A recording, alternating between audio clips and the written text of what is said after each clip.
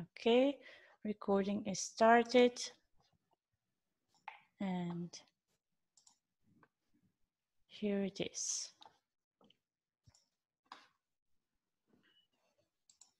Yes. Okay. Okay, then we formally start. So welcome everybody. This is the first ever webinar arranged in a collaboration between the European Reference Network and the European Huntington Association. And it's really amazing that in these very special times, we have this opportunity to connect at least virtually and online. Because we realize that many of you out there may feel quite isolated. There's just one thing I want to make you aware of before we start. And if you take the next slide, Sanya, if you want to make sure that you are staying anonymous, because when you logged in, you were asked to give your email and your name. But if you don't want that to be stored by Zoom, I'm not fully aware of what they do with the information they collect. You can just log out. And then when you log in again, you just make up Minnie Mouse, Gmail, whatever, and a name, and then you log back in. Then you will make sure that nobody knows who you are behind that name you have made up. So in this, while this COVID-19 situation emerged and we realized that that caused a lot of stress on families in general and maybe also for Huntington families in particular, we came up with the idea together with the European Reference Network that we could reach out to you and organize this in order to enable you to get in touch with experts and ask them any questions or raise any concerns you may have. And I'm really happy to have this panel of 16 experts. If you show the slide, Sanya, you can see the names. You have here a list of 16 names with people from different backgrounds and different countries. And they are all here. They all agreed when I asked them in a very short notice, they agreed to be here for you to respond to your questions and things you want to raise with them. And actually, this group of people, of experts, they represent more than 20 languages. So on this map, you can see the countries in languages we will together be able to respond to. For this webinar, after I've said my introduction and welcome, Sanya Hermans, my colleague in the European Reference Network, will demonstrate to you very briefly how the question and answer options work for you. Because as participant, you can only write your comments or questions.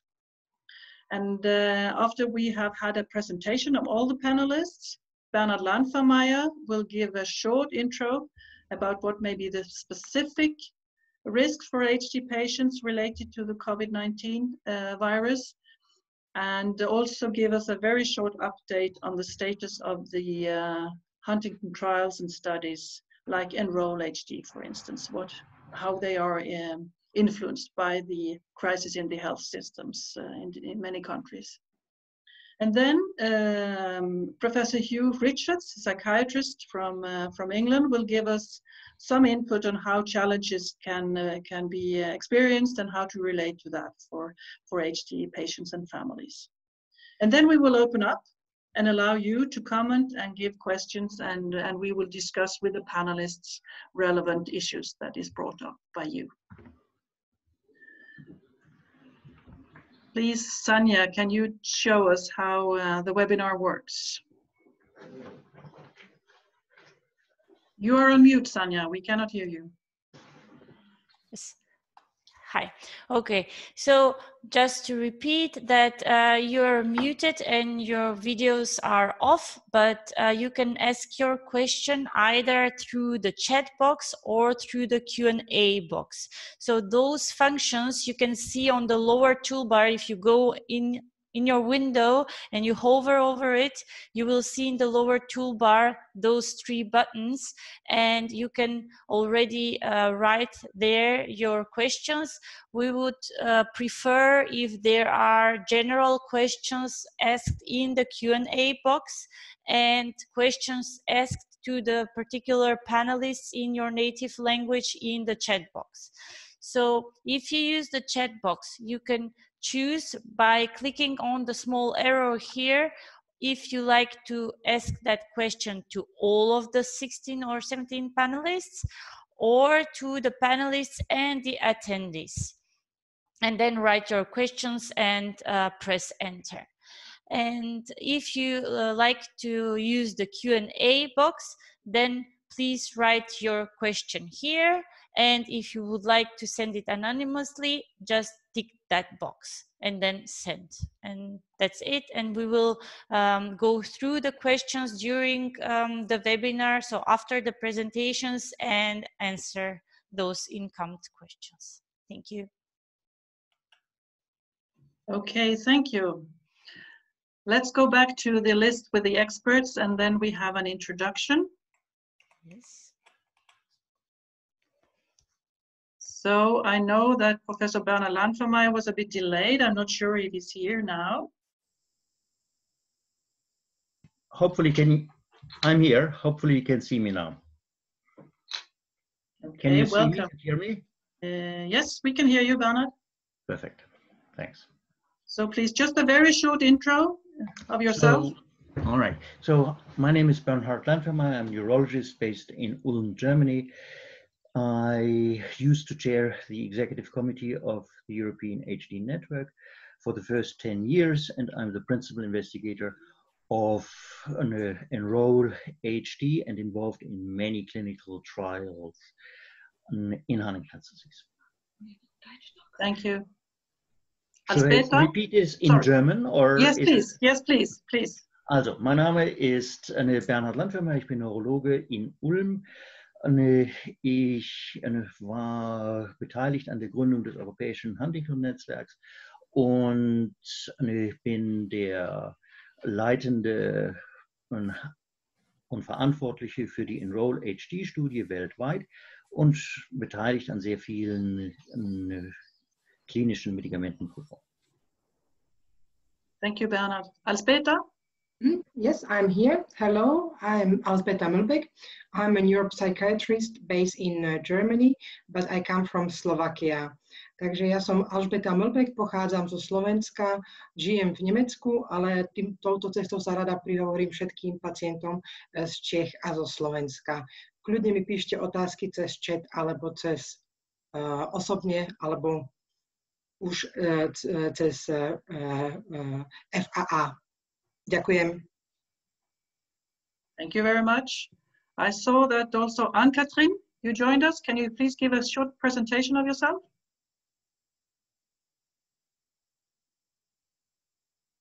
Ann-Kathrin, are you on mute?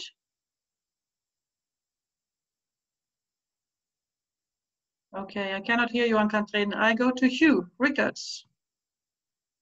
Hello, everybody. I'm Hugh Rickards. I'm a neuropsychiatrist based in the UK, and I have about 400 patients with Huntington's disease, and I'm managing 400 patients mainly in isolation with Huntington's disease at the moment. That's the challenge. Thank you. Thank you. Yuri.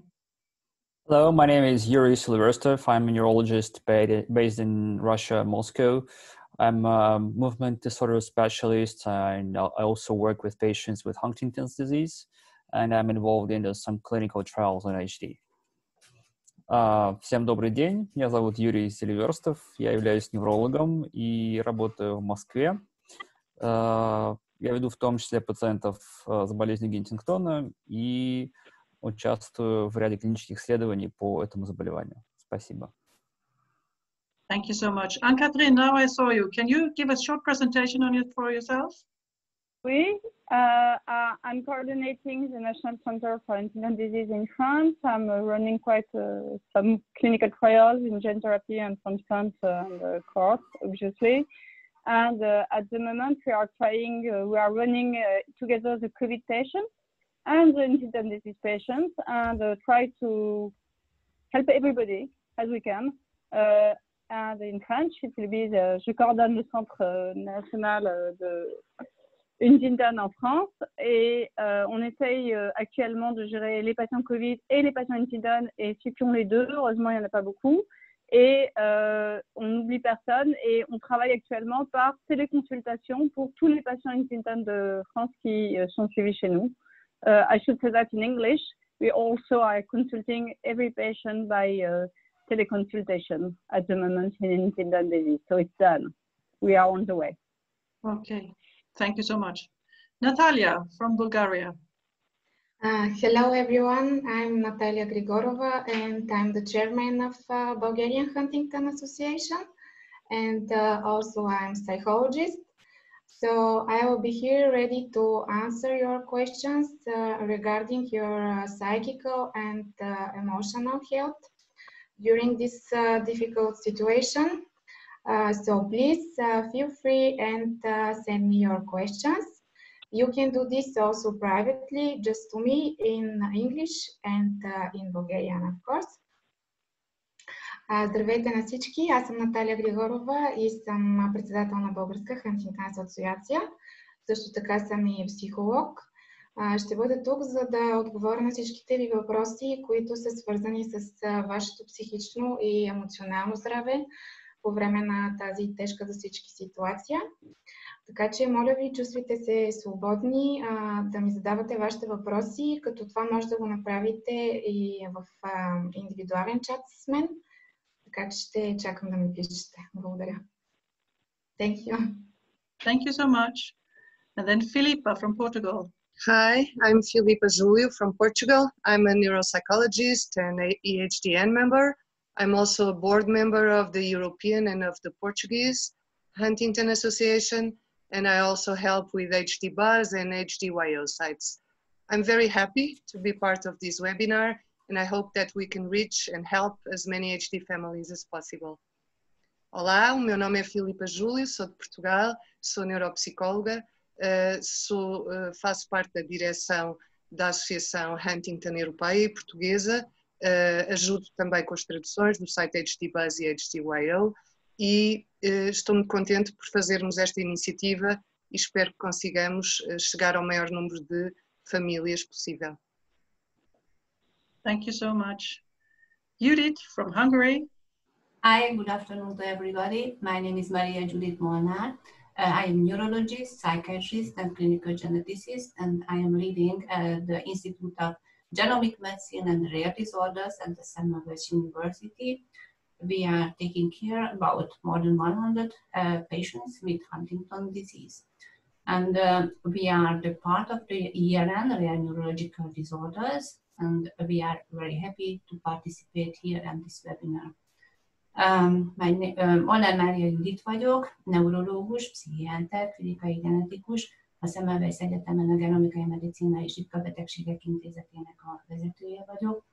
Az intézetünk a tagja az Európai Ritka Betegségek Hálózatában, a ritka neurológiai betegségek hálózatának, és nagyon örülök, hogy részt vehetünk ezen a webináron. Thank you so much. And then we have Dr. José. Hi, everyone. I'm Dr. Lopez Endon, José Lopez Endon from Madrid. I'm a neurologist working in Huntington disease. We are participating in Enroll and several clinical trials in Huntington's disease. But currently most of the doctors are working on COVID. So I hope I can be some help for you. Hola a todo el mundo, soy José López Endón, neurólogo en el Hospital Ramón y Cajal de Madrid. Soy experto en enfermedad de Huntington, participamos en proyectos europeos y en ensayos clínicos y actualmente el hospital prácticamente está completamente dedicado a tratar la crisis del coronavirus. Espero seros de ayuda. Thank you so much. And then we have Lasse from Norway. Yes, hello, I'm Lasse Pilström. I'm a neurologist and researcher. I'm responsible for the Huntington's Disease Clinic at Oslo University Hospital. Til Lasse Pilström og lege og forsker og ansvarlig for Huntington-klinikken ved Oslo Universitetssykehus, nevrologisk avdeling. Takk skal du ha. Ramona, Romania. Are you there, Ramona? Unmute. Hi, everyone. My name is Ramona Moldovan. I'm a clinical psychologist and a genetic counselor, and over the last 10 years, I worked with HD families in Romania and more recently in the UK as well. Bună ziua! Numele meu este Ramona Moldovan, sunt consilier genetic și psiholog clinician și în ultimii 10 ani am lucrat în domeniul Huntington în România și am fost implicată și în alte studii în Marea Britanie. Și sunt aici să traduc orice fel de întrebări sau informații aveți nevoie. Thank you so much. Violetta from Poland. Yes, hello. My name is Violetta Krysa. I am a biologist and molecular geneticist. I used to work at the Institute of Psychiatry and Neurology. I performed their molecular testing for HD in Poland, and I am a Polish HD Association member. Dzień dobry, nazywam się Violetta Krysa, jestem genetykiem molekularnym. Byłam związana z Instytutem Psychiatrii i Neurologii w Warszawie. Wykonywałam badania genetyczne w kierunku choroby Huntingtona i jestem członkinią stowarzyszenia. Dziękuję. Thank you. Nando from Italy. Hi, my name is Ferdinando Squitieri. I'm a neurologist based in Rome and working on Huntington disease since 1984. I'm head of a Huntington unit at Casa Sollievo della Sofferenza Research Hospital and co-founder of Italian League for Research on Huntington Foundation. I'm also principal investigator of Enroll, HD, Clarity and Generation HD1. Il mio nome è Ferdinando Squitieri, a Roma, responsabile dell'unità Huntington di Casa Sollievo della Sofferenza e Mendel, cofondatore e responsabile scientifico di Lega Italiana Ricerca Huntington, principal investigator per i progetti Enroll, HD Clarity e Generation HD1. Thank you so much. And Dirk from Belgium.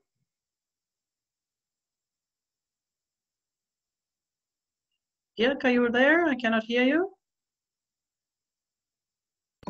Sorry, I was on mute. Exactly. Good afternoon, everyone.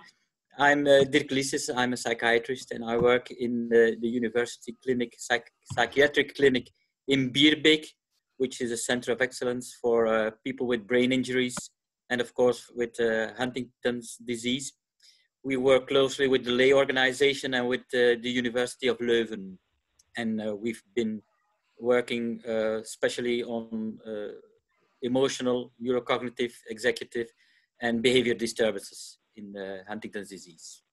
Mijn naam is Dirk Liesses, ik ben psychiater. Ik werk in Sint-Camillus in Bierbeek, een psychiatrische kliniek die gespecialiseerd is voor cognitieve, executieve, emotionele en gedragsproblemen bij mensen met de ziekte met Huntington en hun families.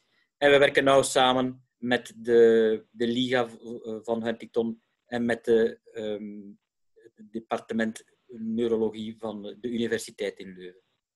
Dank u. Thank you. Thank you so much. Last but not least, Marina from Cyprus. Hello, everybody. My name is Marina Pavlou. I'm a social worker. I'm working in the Cyprus Institute of Neurology and Genetics and with people with HD and their families. And also I'm a member of the committee of Cyprus Disease Association of Cyprus. Γεια σας, είμαι η Μαρίνα Παύλου. Θα ήθελα σήμερα να μιλήσουμε μαζί, αν μπορείτε, για τα θέματα που απασχολούν την κοινότητα. Είμαι πρόθυμη να ακούσω τις ερωτήσεις σας. Κοινωνική λειτουργός της ευλογίας. Thank you so much. So this is all the experts, but first we will please welcome Bernard Landvermeyer to say something about Huntington's disease in relation to COVID-19 and what may be the specific things to be aware of in that situation. Please, Bernard. Right. Can you all hear me and see my screen? Yes. Okay, everybody? Yeah? Yes. Okay, perfect, perfect. So what I'm going to do is briefly discuss with you the context, in the context of Huntington's disease, COVID-19. What I'm going to talk about is, first, I'm giving you a short introduction about the SARS-CoV-2 virus and the COVID-19 pandemic. And then I'm going to discuss with you, and this is intended to be an introduction into our joint discussion, the direct impact of the SARS-CoV-2 infection in HD patients. So I'm going to discuss briefly the risks of getting infected, the risk of having a clinically severe infection or a severe adult respiratory syndrome or SARS, the risk of requiring admission to an intensive care unit or ICU, the risk of death, and then very importantly, the impact of the COVID-19 pandemic that is indirect on HD patients and their families. And Yu, in his presentation, is going to follow up on this. So let's start with a few introductory comments. As we all know, the SARS-CoV-2 virus is an RNA virus, so a retrovirus, with single-stranded RNA, and resulted in this pandemic that's today's Johns Hopkins map, global map. We are all looking at it on a daily basis. And the numbers, as we are all aware, are staggering. We are all aware that there's a spectrum of outcomes as a result of an SARS-CoV-2 infection. There are some people, I don't know whether you can see my cursor. Can you see my cursor at all? Okay. Yeah. Okay. There are some cases who are clinically asymptomatic. Then there is a relatively large proportion of people who do have symptoms and signs, but they are mild. The estimate is up to 80% that belong in the first two categories. But then there are severe cases presenting with adult respiratory syndrome, and a certain proportion of people, very sadly, will die from the infection. And that's, of course, something that is on everybody's mind. What is the case fatality ratio? And the most important thing that we need to keep in mind in our discussions concerning HD is that it is highly age dependent, or in other words, there's a strong age gradient in risk of death. It's hard for you to see, I guess, but this is what was published last week in Lancet Infectious Disorders. Here, drawing on the experience in China, the estimated fatality rate, and you can clearly see that there is a big difference depending on age, below 60 and above 80.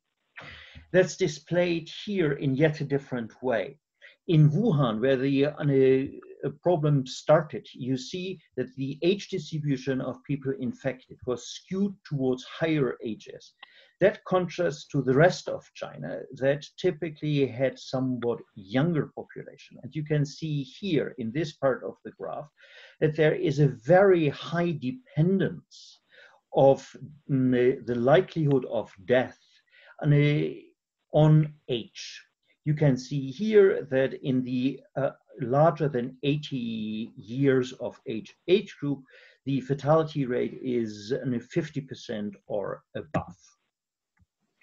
That implies that for all of us, there may be dark days ahead because we are just in the beginning of it. Let us have a quick view of the people who we lost to the coronavirus already.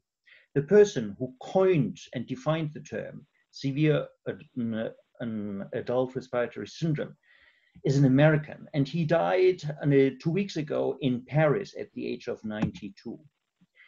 This lady, Hilda Churchill, who is from the greater Manchester area, and survived the 1918 pandemic and died at the age of 108 in her nursing home.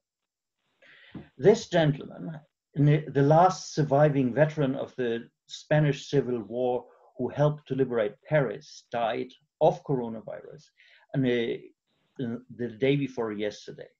And this physician is an Italian family physician, general medicine, practicing near Milano, and he died at the age of 67. This gentleman, many of you know, he, in contrast to the people that I showed to you before, died early, already at the age of 33. He is the Chinese ophthalmologist who warned the public and was reprimanded for this, and for alerting everybody to an impending pandemic. And the reason why he died in all likelihood is that he got exposed to a high dose of the virus. That's another important lesson to consider. High dose of exposure to the virus implies higher risk.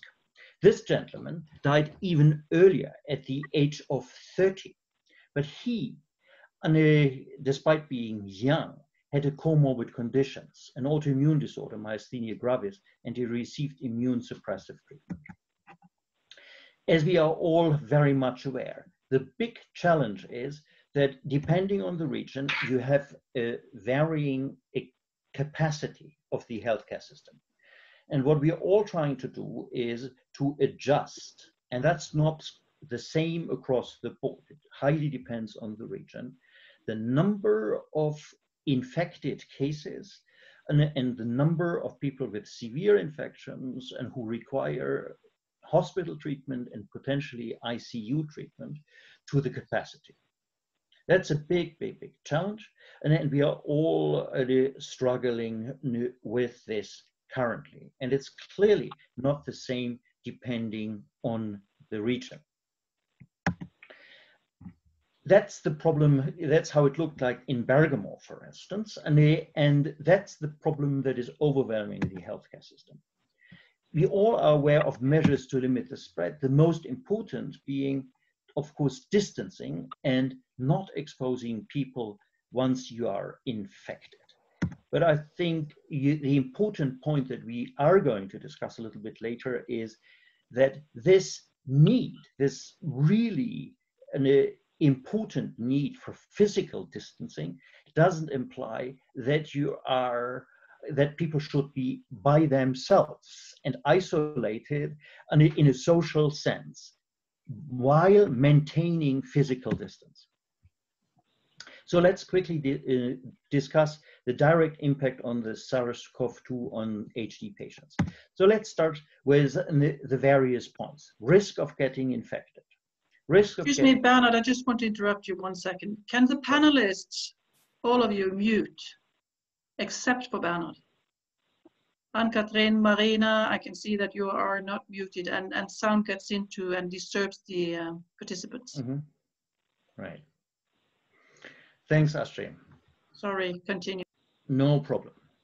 So direct impact, and so risk of getting infected. I'm interested to learn what the various panelists think about this. My opinion is that the risk of getting infected, if you happen to be an HD expansion mutation carrier, is essentially no different from other folks in your region and in your locality. The risk of having a clinically severe infection, or SARS, is primarily determined by factors that apply to the general population. That is age, and likewise the risk of requiring admission to the ICU and the risk of death. Clearly, and what is an important consideration in addition is the clinical stage that you're in as an HD patient. It's important to realize that HD patients are not by default immunocompromised. We're not talking people with cancer. We are not talking people who are on immunosuppressive treatment in general. But depending on stage, clearly you are at risk of lung infections, mostly because of aspiration, dysphagia, the results of dysphagia, and the complications of you lying in bed. So it is impactful, but in a stage-dependent fashion, whether you have or do not have an HD. What potentially is even more relevant in daily life, and many of us feel this today, is that there is an impact of the COVID-19 pandemic on both the HD patients as well as the family. The indirect impact implies that there is a limited access to HD centers. And for safety reasons, you don't want to expose yourself, and because the HD centers may have more restricted opening and practice times in comparison to normal conditions. In addition, the HD centers may not be at full capacity. In various regions, in the UK, and Spain, Italy, medical personnel, physicians, nurses, and co-therapists were redeployed from their normal job, that is, doing neurology and attending to patients in HD clinics, to fight the corona emergency. So, for instance, I talked on Sunday with Sarah. All of her fellows, including herself, are now corona doctors. And it's Sarah and Daniela Ray who try on the side to also stay in touch with HD affected associated with their London center. So that's of big impact. In addition, many of the co-therapies that people are used to, physical therapy, speech therapy, and many of the counseling services are either no longer available currently, or have limited capacity for good reasons. Physical therapy implies that you're in close proximity to patients that may pose them at risk, that may pose a risk to the therapists. And very important too, there is a reduced support for HD families for economic reasons. A lot of the services that HD families and HD patients grew accustomed to are dependent on donations and on HD associations. There is no donation currently. There is no service available. And to the extent that in a given region, social support for HD family is dependent on these voluntary donations, they are severely constrained currently.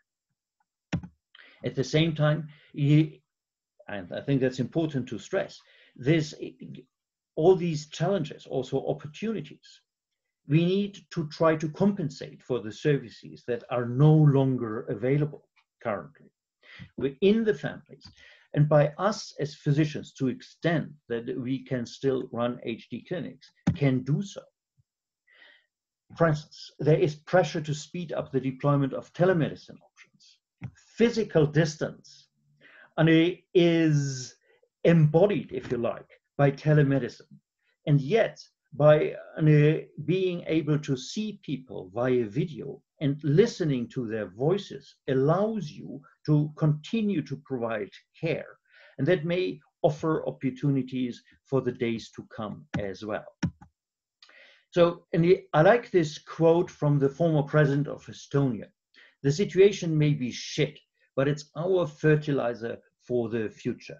So, with no doubt, this is a grave and serious situation we are all in, and let's just hope that all the measures that are currently taken yield in a controllable number of cases. But that's also planting the seed for what is next. Thank you very much for your attention. Thank you so much, Bernard. We will open up for questions, and people are posting some questions already. But I guess maybe you touched very briefly upon it, but this has also some consequences for the ongoing studies in Huntington. Can you say, can you elaborate a little bit on that? I can. I mean, I even have a short presentation on this. So it's a really short presentation. You will see. So, what is how does the pandemic influence ongoing HD trials and studies? And we will have an opportunity to discuss it because it varies from region to region. But there's one bottom line: it's bad.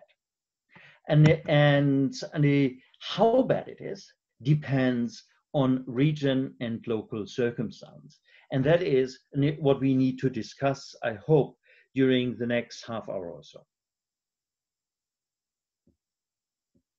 Yes, okay, thank you. So the consequences differ obviously from country to country based on how stressed the health system is, or if they are able to continue more or less like normal.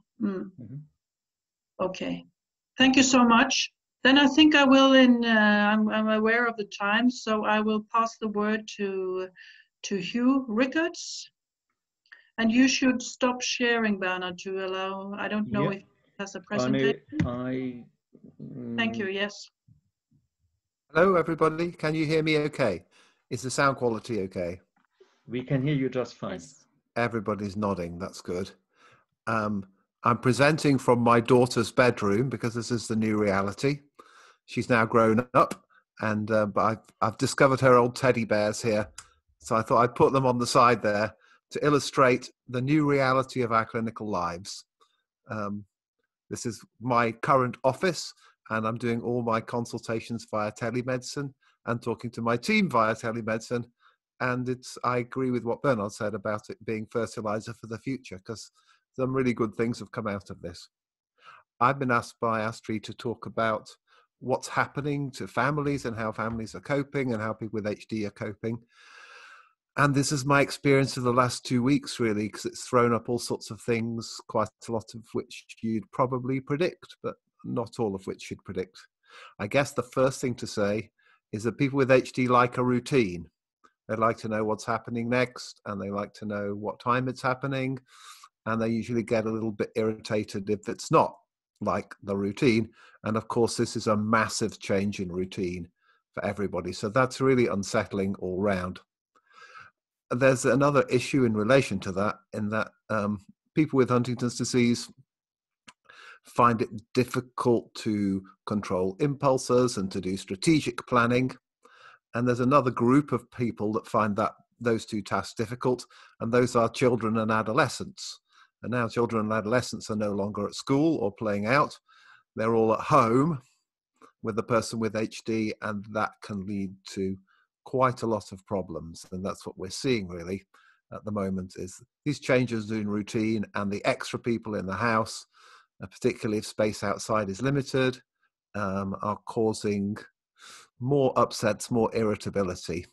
And managing that usually falls to one person, and the person is, in most cases in families, the spouse, who has to deal with that and to project manage that. What I've been saying to spouses, and what I've been discussing with spouses quite a lot, is finding a way of creating a small nest within the house where the person with HD can have as much routine as possible within a small space. Because the other, I suppose, the advantage for a lot of people with HD is that if routine is good and you can preserve routine and you say yes to things and provide the things that the person with HD wants at the time that they want in a timely manner, then many people with HD in this situation can be quite happy and settled, and they might not need a lot of things, just so long as the things are routine and when they say they're going to be there. So because the other problem is with the adolescents and the spouse, that's a time when everybody's together, and that highlights some of the more family dynamic issues to do with accepting a person with HD in the family. So there's so many examples of that.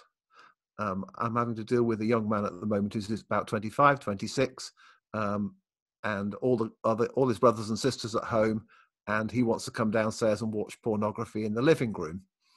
And that's leading to a whole series of problems, as you might imagine. And normally it's just him and his mum, and she's found a way of managing it, but now there's 4 other people in the house, so that's problematic. So that's problem number 1. Problem number 2, which is something that is in a significant minority of cases, is people with HD who don't understand or who don't really want to obey the social distancing rules. This is particularly problematic if there's a vulnerable and elderly person in the house. So in a number of cases, we have, it's common, you have a person with HD and their routine is every day they go for a wander down the local high street, and they go to cafes and they speak to people. That will be what they do every day. And certainly at the beginning of the lockdown, then a lot of these people still carried on doing that. They go out the front door despite other people saying not to, and wander down the local high street and maybe not find anything there, or find some people they can talk to. And so managing people with HD who don't understand the lockdown rules or who don't understand the need to obey them is particularly difficult, I think. And our local Huntington's Association have provided some guidance about that. But I guess that sometimes that requires the spouse, usually it's the spouse if there is one, to take more coercive action, for instance, speaking to the local police. And that can be a really difficult situation to manage. So those are some of the things that we're managing. The third thing is, which I've alluded to before, really is the pressure on the spouse, if there is a spouse or a main caregiver, because that person is having to deal with all their own anxieties about what happens if I get ill, what happens if one of the children gets ill, what happens if the person with Huntington's disease gets ill, how are we going to manage, how am I going to manage the children, how am I going to manage the person with HD who might be rule breaking or irritable about change in circumstance.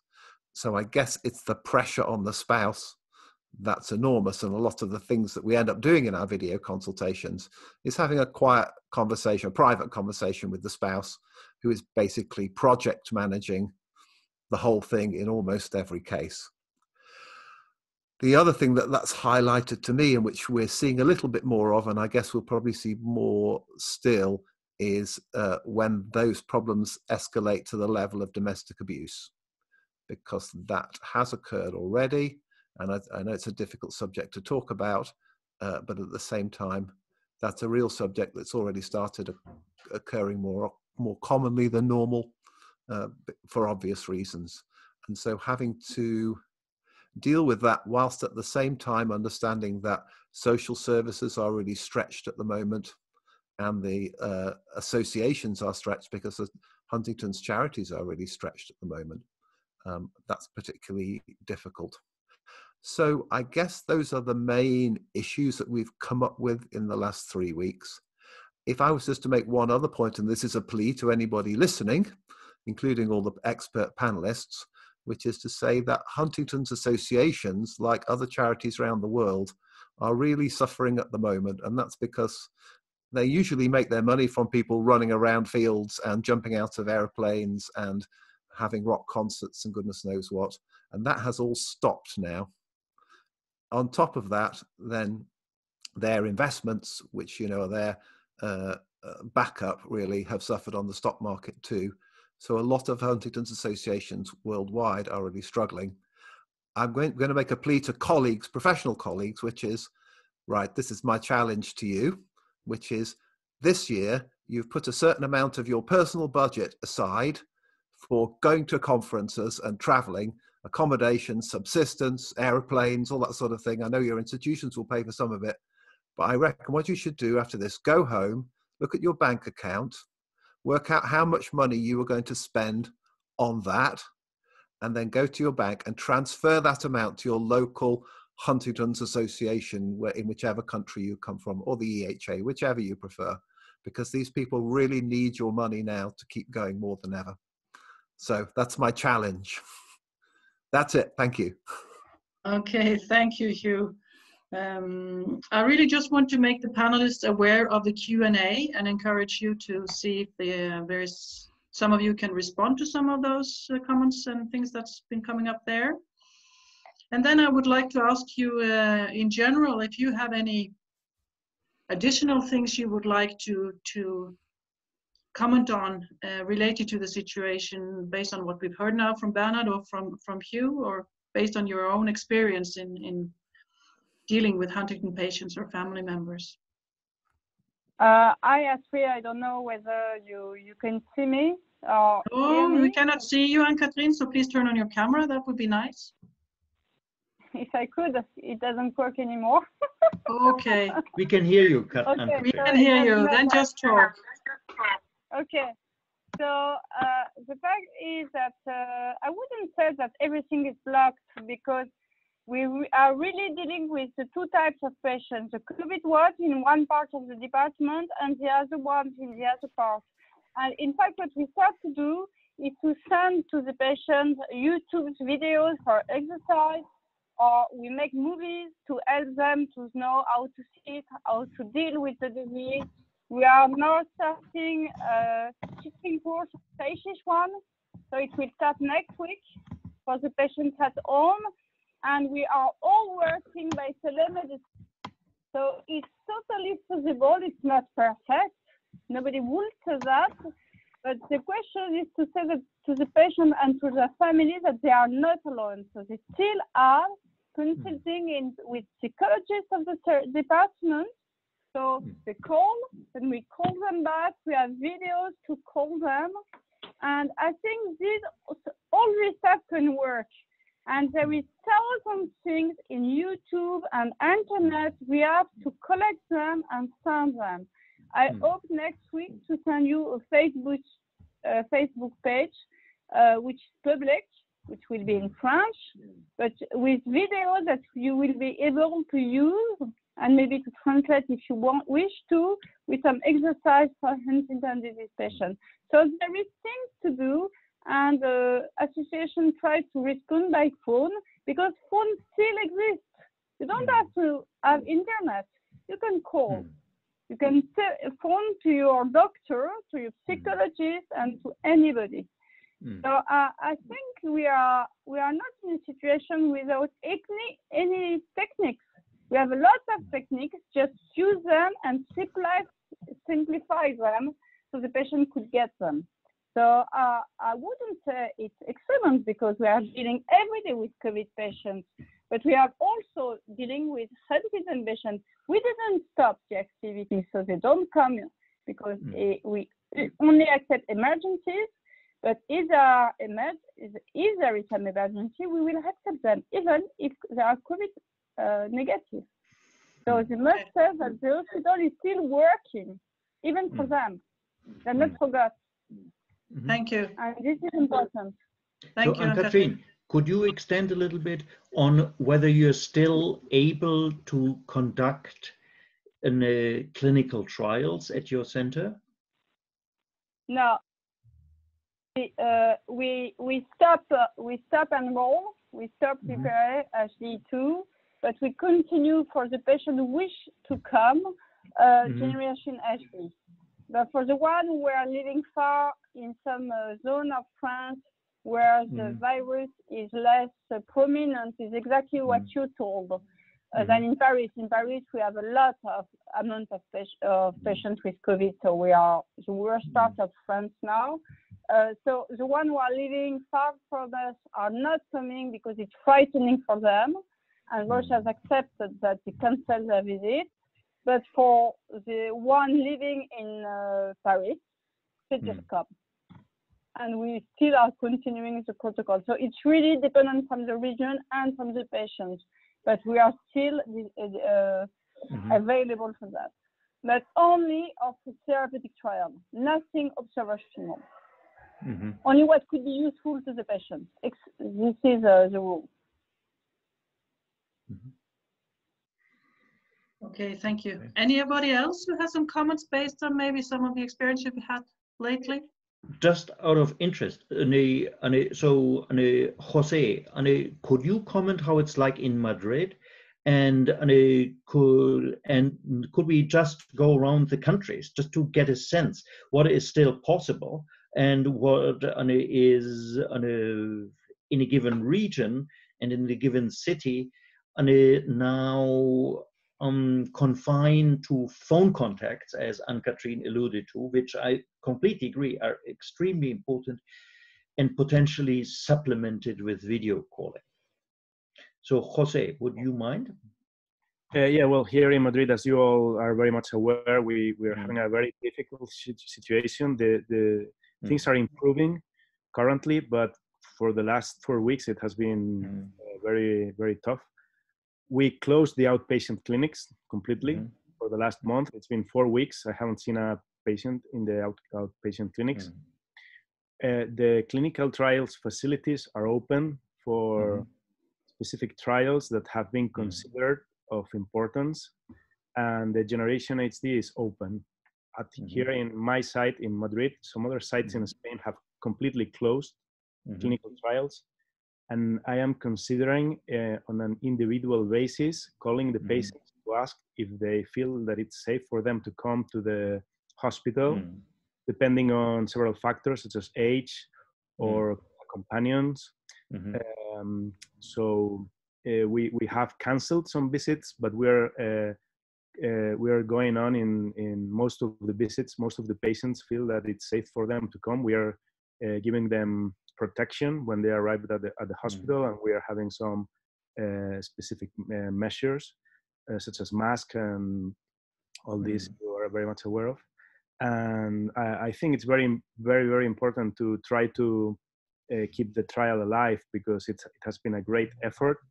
I believe that it's only going to be a few months, and I think that we should all consider to make an effort and try to keep the trial alive. Also, I would like to ask all of the panelists, what's your opinion regarding the patient coming to the hospital to have a visit? What would you recommend them? I would like to answer to this question. If you could see me this time. Yes? Yes, we can. We had a very strong discussion with the people from infection, because we are an hospital for emergency, and we have a lot of COVID patients. Half of the hospital is with COVID patients, and the other half, I should say, 2/3 is with COVID patients and 1/3 without. And clearly, it appears that it's quite dangerous for patients for traveling for only observational studies, because they are supposed to be told in a ethical review board as without direct benefit from the patient. So being in a place where you know there is a lot of COVID patients for a study without direct benefit is considered as non-ethical. That's why we stopped them, and we only continue the one with a beneficial for the patients. That means the one with a therapeutic trial. That's it.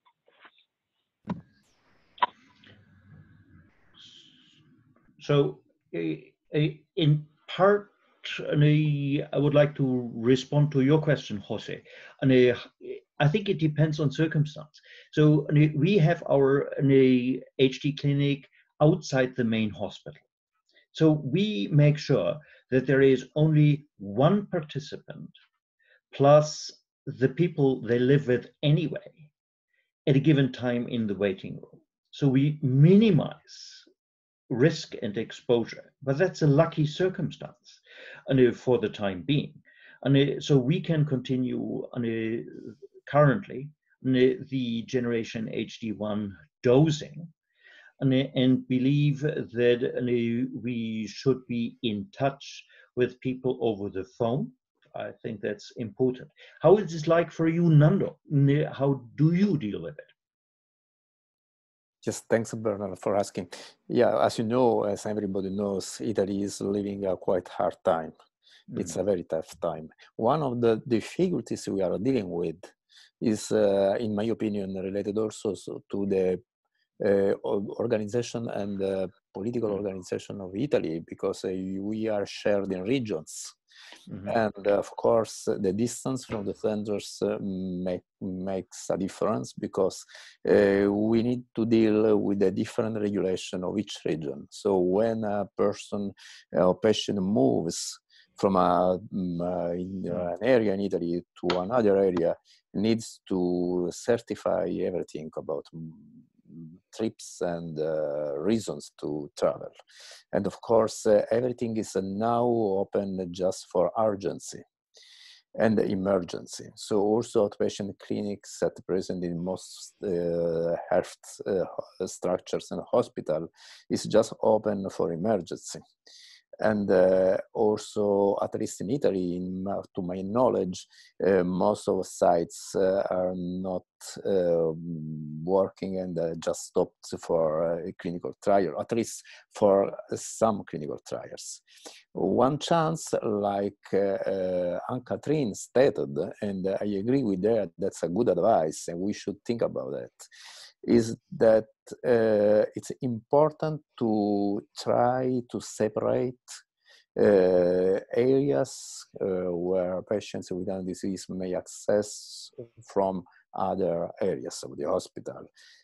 Perhaps, for example, in my own experience, this is a good chance because in my main hospital where we work in San Giovanni Rotondo, we have a separate area from the rest of the hospital, as well as in Rome. But anyway, I guess, this is my opinion, of course, at least by now, everything is absolutely unpredictable because we are just in the position to observe what is happening with the peaks and with the numbers of COVID infections in our country. And so we need to just wait to look at what is happening, what will happen in the near future.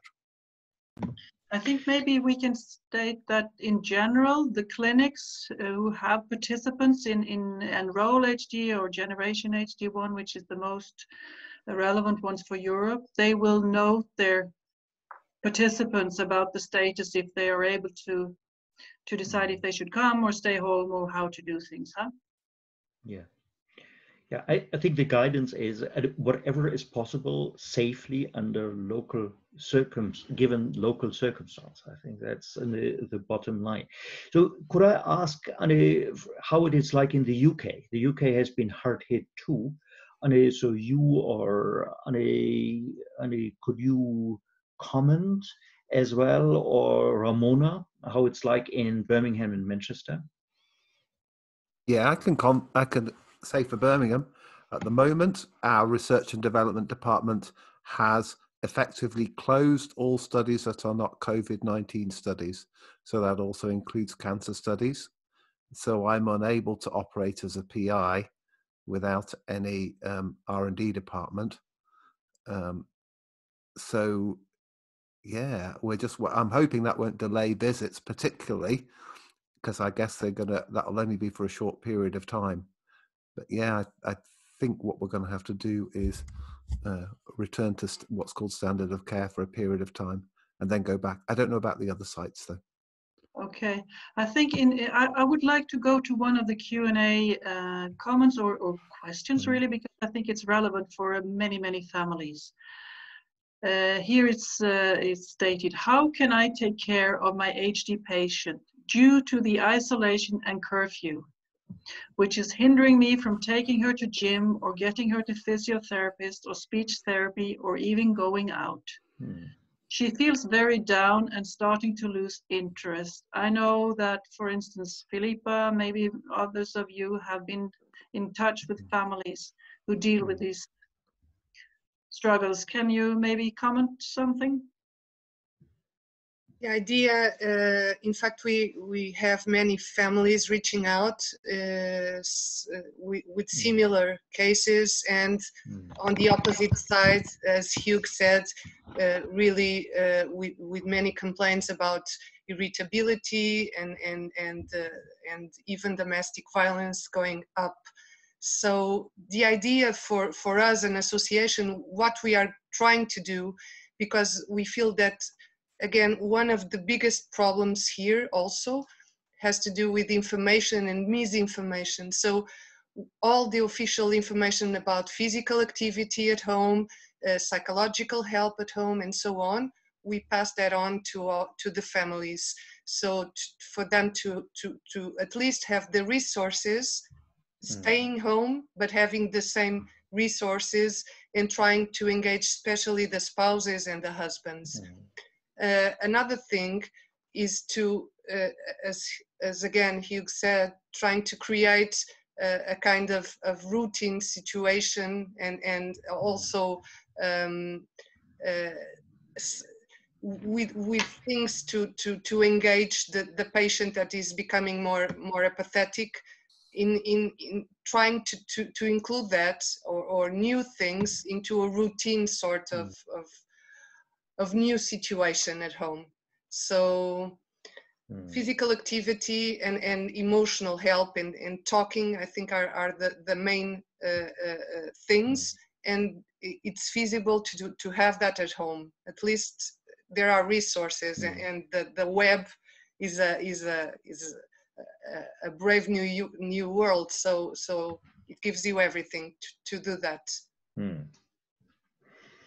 And isn't the fact that people are forced to spend more time together also an opportunity? I'm not implying that it's not without challenges, that you have to entertain each other or bear each other and with no real escape. But isn't it also an opportunity to rethink what you can do, and whether it would be wise to do, let's say, physical therapy together, motivating the HD person in the family, because everybody is doing it out of necessity. I mean, I'm not trying to beautify a bad situation, but I'm implying that maybe this is something where people have to start to think about opportunities that otherwise wouldn't present themselves. Thank you. I wonder Bernhard, sorry, Astrid, there are also two questions. I would say they are related to what Bernhard has presented in the chat box, so not to forget those. So the first one is HD patients are not immune compromised, but from recent studies show an increased innate immune response. What is now known from COVID is that one of reasons patients develop SARS is a cytokine explosion in the patient. So may HD patients in later stages be at a higher risk? All right, that's a very insightful question, but I don't think we know the answer to this at this point in time, to be quite frank. And it's true that it is felt that the poor course of many elderly people first exposed to a novel infective agent has to do with their immune system being overreactive. And it's true that there's evidence for a somewhat increased antibody production in general in HD patients, and a different sensitivity and stimulatability of the innate immune system as a consequence of the HD mutation themselves. Whether that reaches a level and a threshold that in a measurable way alters the course, the natural course of a COVID infection, I believe is not known at this point in time.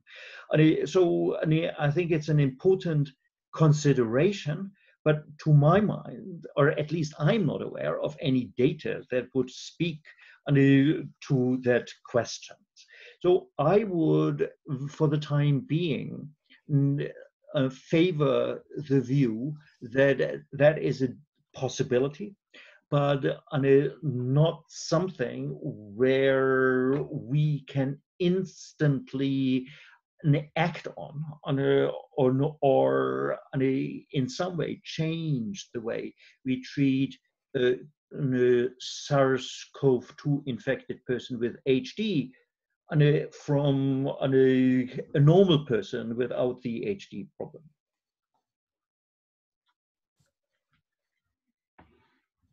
I wonder if we maybe also could hear from some of you from the more Eastern European countries. Yes.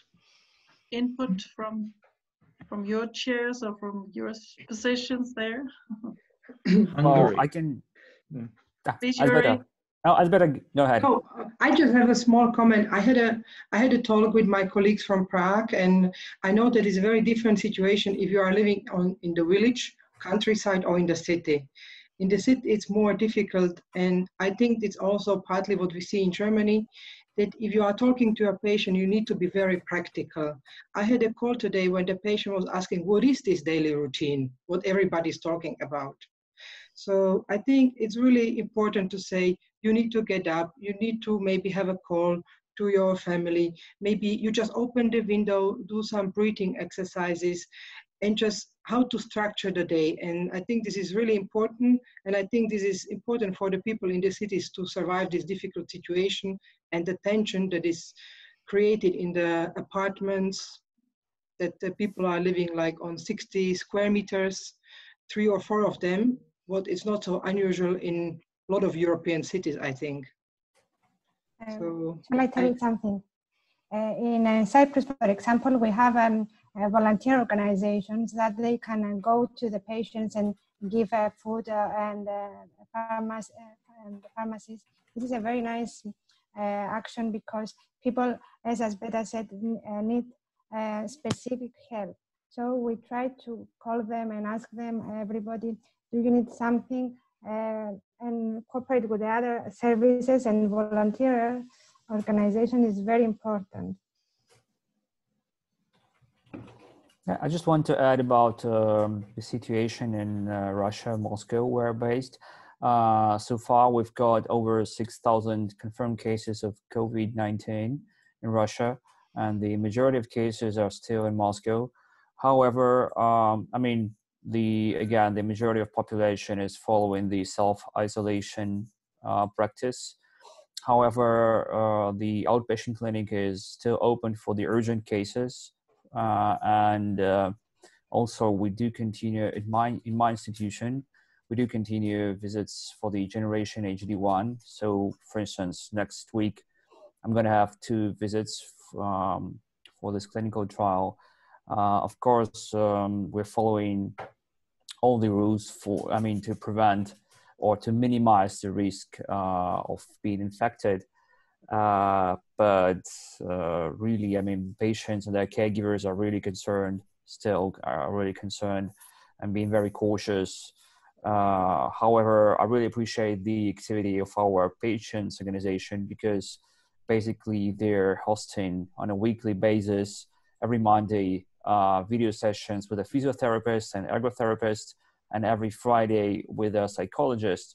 And I believe this is a very nice, I mean, they started to do this even before the COVID-19 situation. But I believe in the current circumstances, this is a really good support for them to be engaged in their at least some social activity. So I'm not sure yet how will the COVID-19 situation progress in our country, but at least currently this is how's it. I would like to say some words about the situation in Hungary. Until now, we have a relatively low number of infected cases, but we have strict preventative regulations, and it is already the 3rd week when we have the restriction at the outpatient clinics. But we are offering for all our patients, if they feel that we can prevent any persistent health problem, they can come anytime. But we are offering also the online service, and we are calling everybody. They just can drop an email or call us. And then we have not only the phone call, but also similar like this webinar. So we offer also the Zoom option. And then in this case, it's a type of telemedicine, and we can see also if they need some change in the medication. And when we see that there is a big problem, then we are still offering the inpatients clinic. We have a clean inpatients clinic. It's very far from the center where the COVID patients are. So if they need, for example, the page or something which is an invasive, then we can offer for them. But I see that they are very much frightened. So they really do not want to have the contact, and we try to solve all the problems on the telemedicine way. And our psychologist offers them the crisis intervention. So if they need, they can call the psychologist. So we are offering another option for the psychological intervention. Mm-hmm. How is it like in Belgium, Dirk?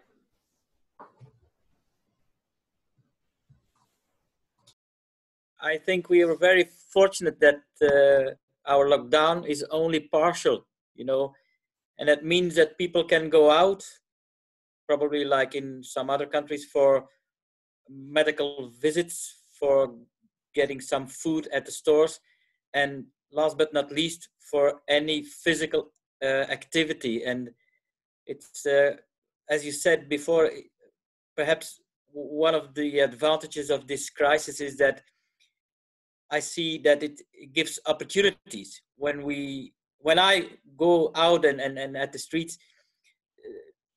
I only see people jogging, people cycling, people taking a walk. And I think because it's the only thing that is allowed outside the door, I think many people are deciding to do things that they wouldn't do when they could sit at home and do whatever they wanted. And I see a really big increase in physical activity.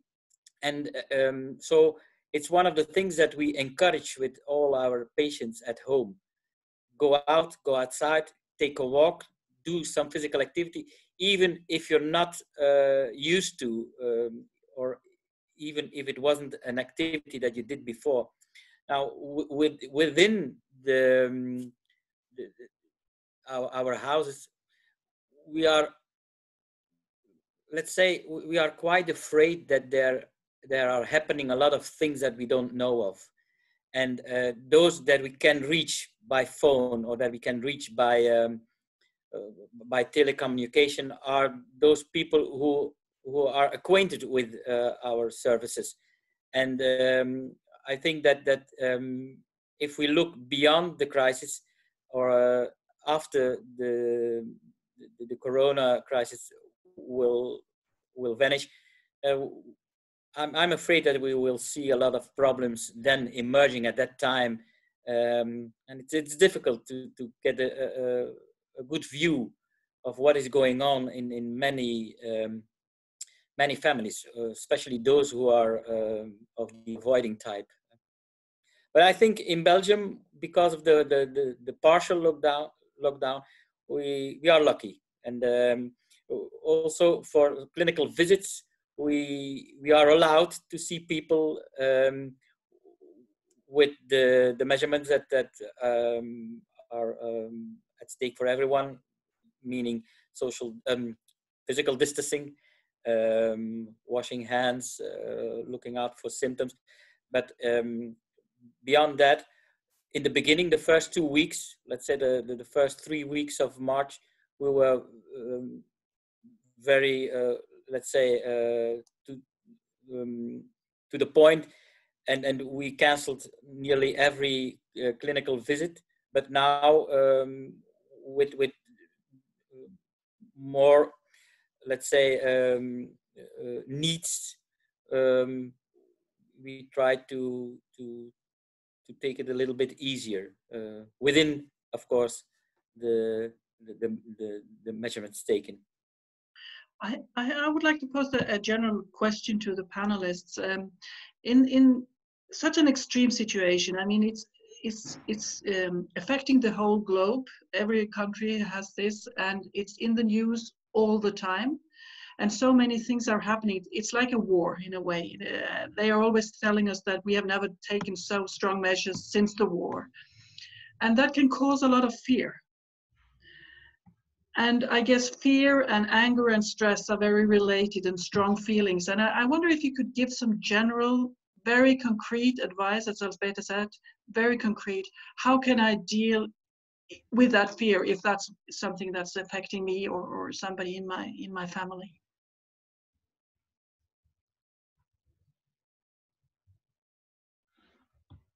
Ramona? In fact, if you just respect the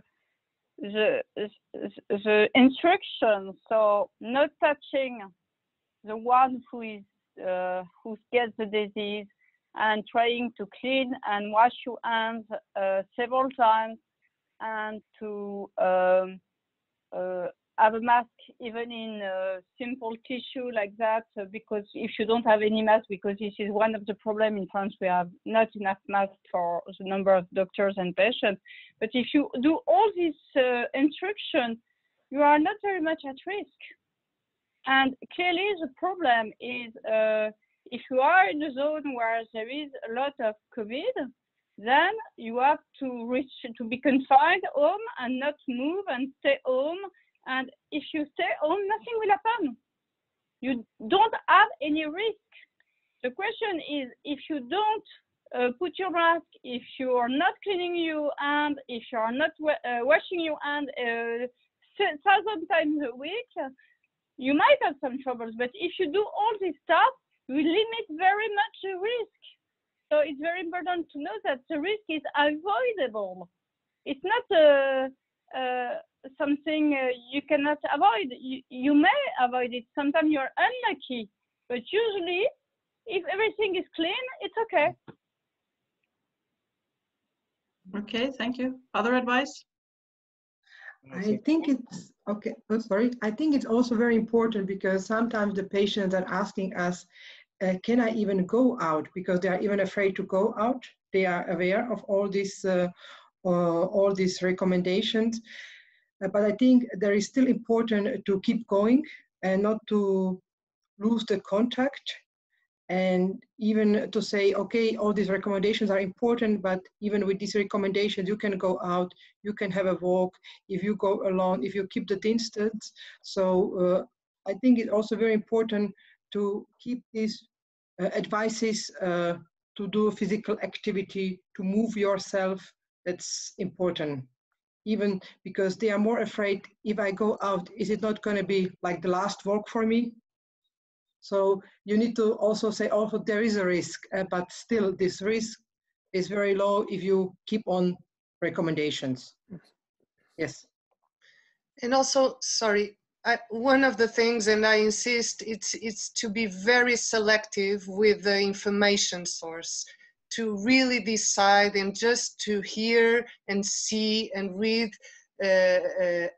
accurate and official information, because it's incredible the crazy conspiracy theories and crazy ideas that really are thrown at your face every day.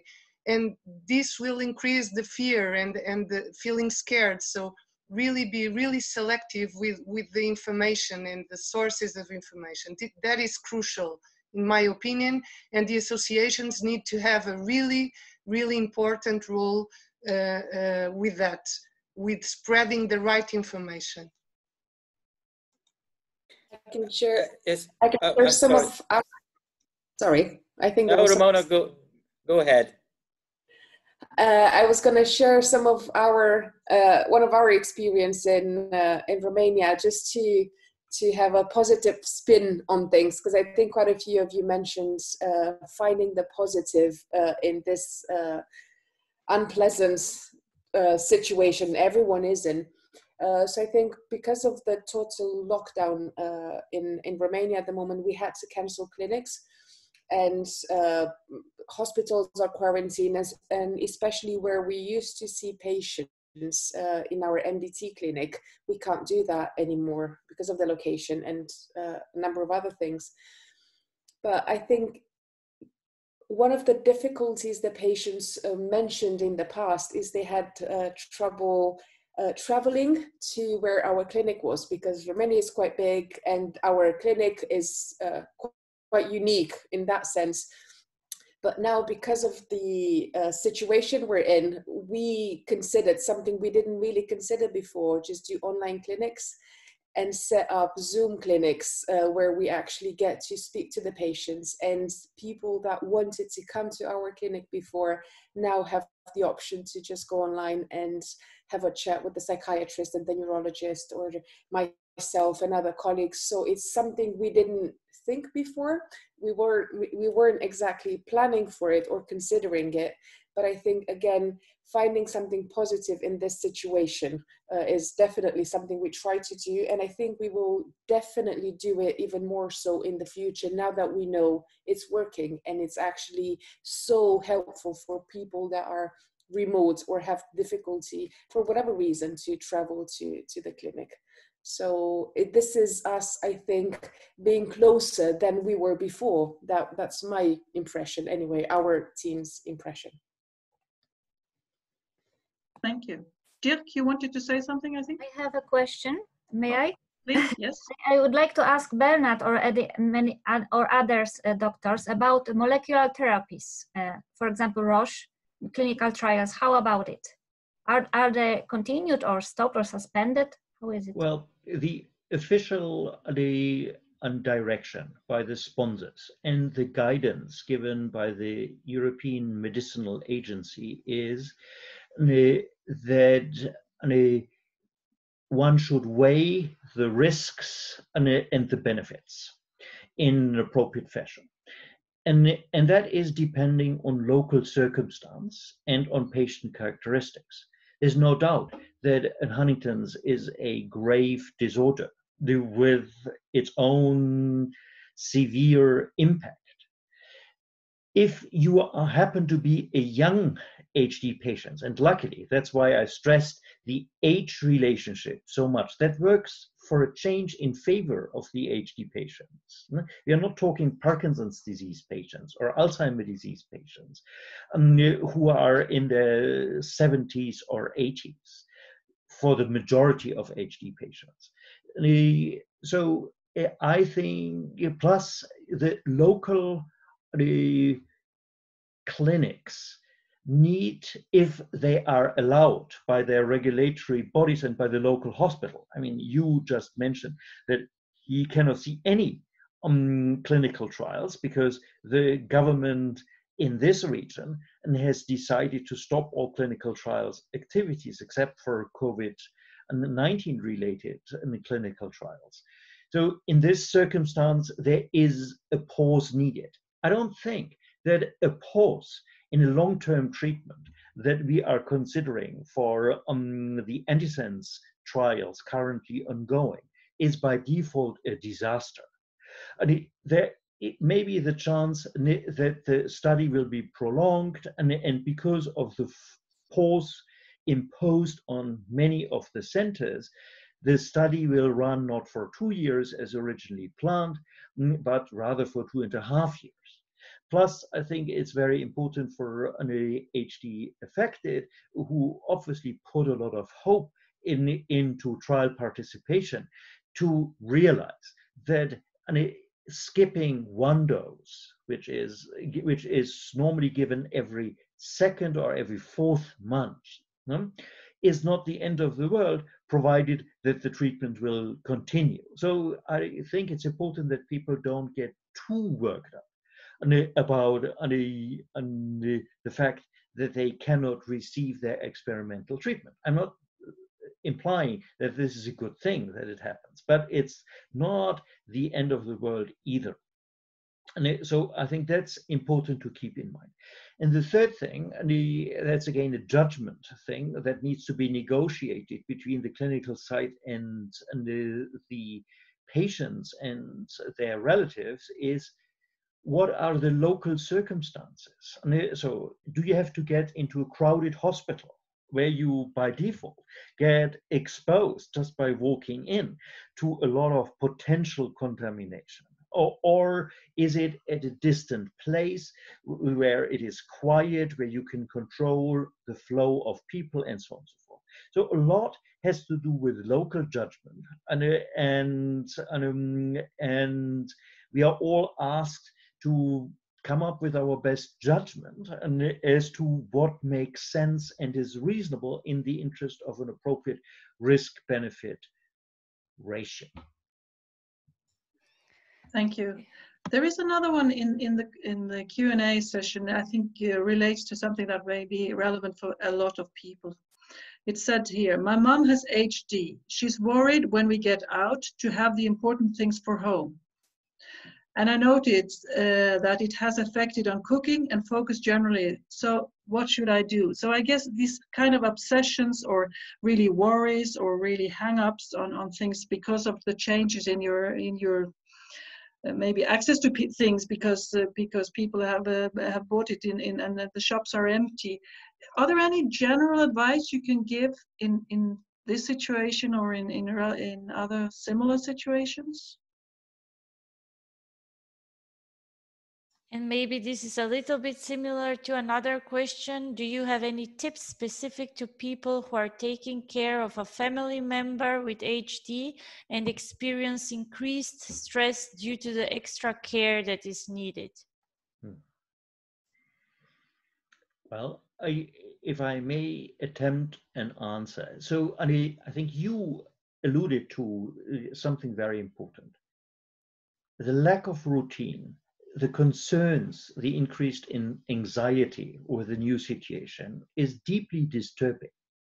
I think we all understand. But there's only so much we can do about it.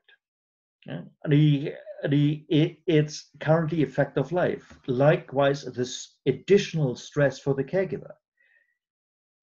We would love to avoid it, but I mean, it's a little bit like you having 3 small children at home. That's no fun if you're together with them on a 24/7 and need to keep them entertained somehow. But it's currently a fact of life. And it's the challenge to us, I would say, for the caregiver. And then that we try to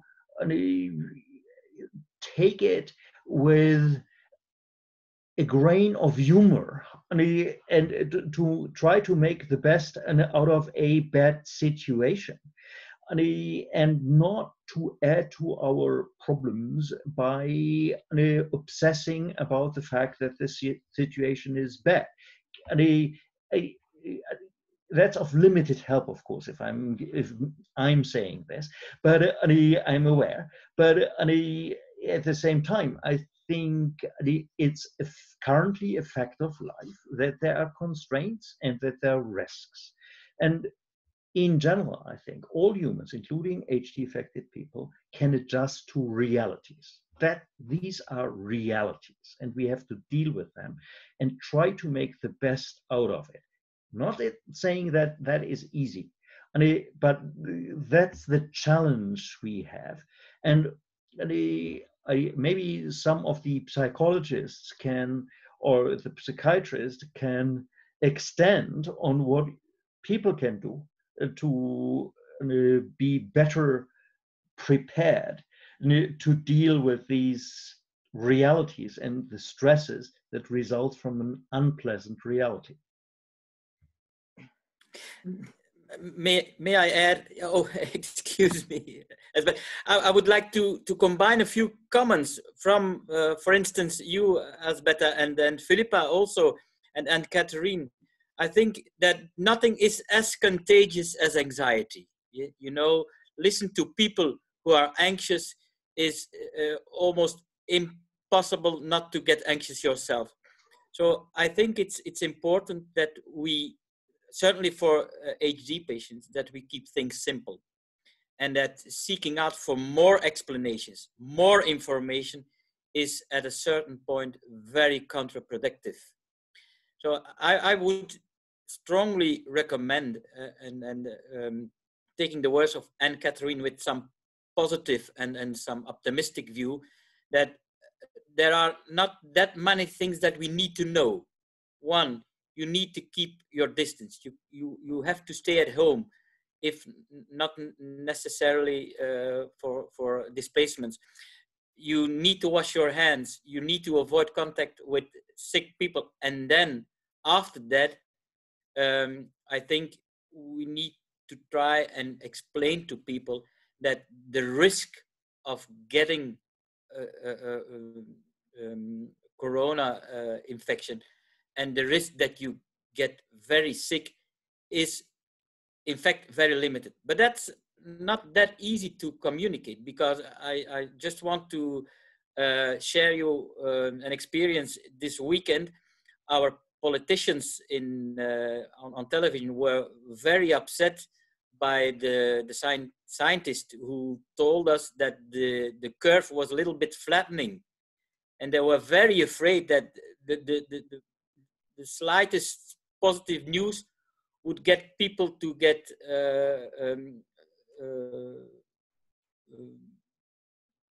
nonchalant and to stop doing what they need to do. And I think that is one of the worst things nowadays, that is nobody is allowed to be a little bit positive or a little bit because everyone is anxious that it would lead to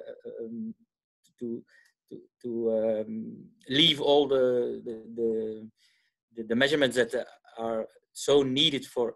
And I think that is something, together with the fact that we need to be very clear and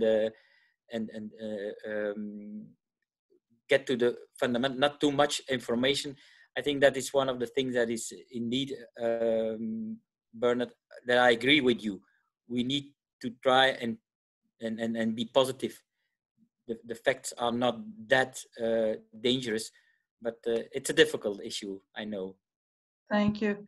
Alspeta, I'm aware of time because we are now running a little bit over, but maybe Alspeta, you were about to comment?